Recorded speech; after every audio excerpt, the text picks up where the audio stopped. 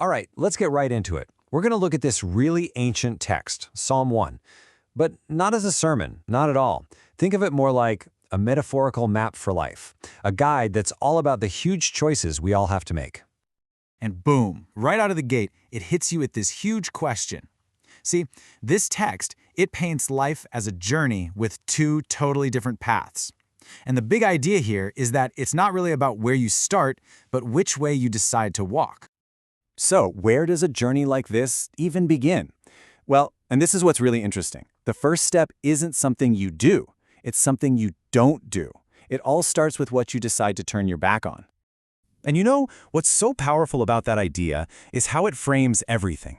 The path to a really solid, meaningful life, it doesn't begin with building something new. Nope, it starts by clearing the ground. You have to consciously say no to the stuff that can totally wreck your foundation from the start. The text actually gets super specific here. It breaks it down into three things to refuse. First, it says, don't follow the advice of people who are just, well, wicked or destructive. Second, don't copy the behavior of people who are just heading down the wrong path. And third, and this is a big one, don't get comfortable sitting around with people who just mock everything. Every single no is a step away from a life that's just built on sand. Okay, so if your journey starts by saying no to all that, what do you say yes to, right? What fills that empty space you've just made? Well, the alternative it gives us is a life that's built around a consistent, guiding principle. Now, the text calls this the law of the Lord, but you can really think of it as any deep source of wisdom, a core set of values, your own personal North Star that you're always looking to. And that phrase, meditate day and night, it's not literally about sitting cross-legged for hours on end. It's really a metaphor for constantly checking in, for always aligning yourself. It means you're always measuring your thoughts and your actions against those core principles, and that becomes this deep internal source of strength. And this is where we get to the absolute heart of it, the core imagery of the whole thing. To make this choice between two paths totally clear, the author gives us these two amazing, powerful, and clashing metaphors: a rooted tree versus weightless chaff. So first up, you've got the image for the person who's well-grounded, a tree. And listen to the details here. It's planted, meaning it's intentional. It's by streams of water, so it always has nourishment.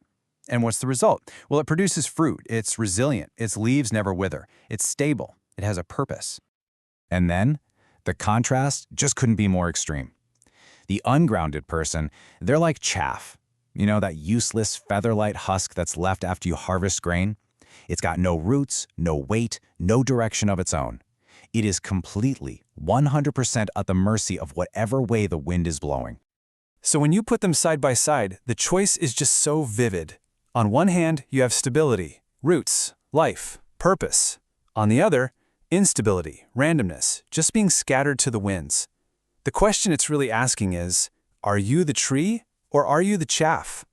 You know, a tree and a piece of chaff might look perfectly fine on a calm, sunny day. But that's not the point.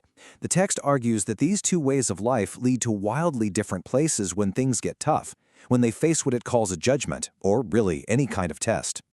And the consequences really just flow from what they are. I mean, think about it. Chaff, by its very nature, can't stand up to a strong wind. It's just going to get blown away, scattered, isolated. But the tree digs in. It draws strength from those deep roots. It has the resiliency to get through the storm and stay right there, part of the forest, part of the community. So you see, it's this really clear chain of cause and effect. Your foundation, what you're built on, determines who you are. And who you are, your nature, basically predicts your destiny. A solid foundation leads to stability, to flourishing.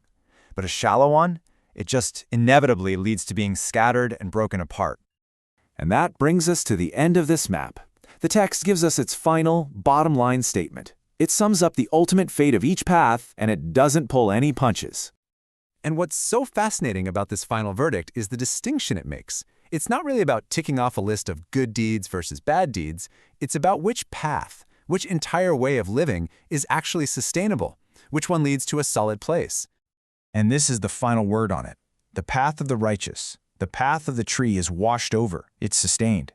But the path of the wicked, the chaff, it just leads to its own destruction. It's not some external punishment. It's just the natural end for something that has no roots. And that really leaves us with this final question to chew on. In our world today, with all the constant change, the shifting winds of culture and opinion, does this ancient map, this incredibly simple metaphor of the tree and the chaff, still give us a useful guide for how to live our lives? That's a question worth thinking about.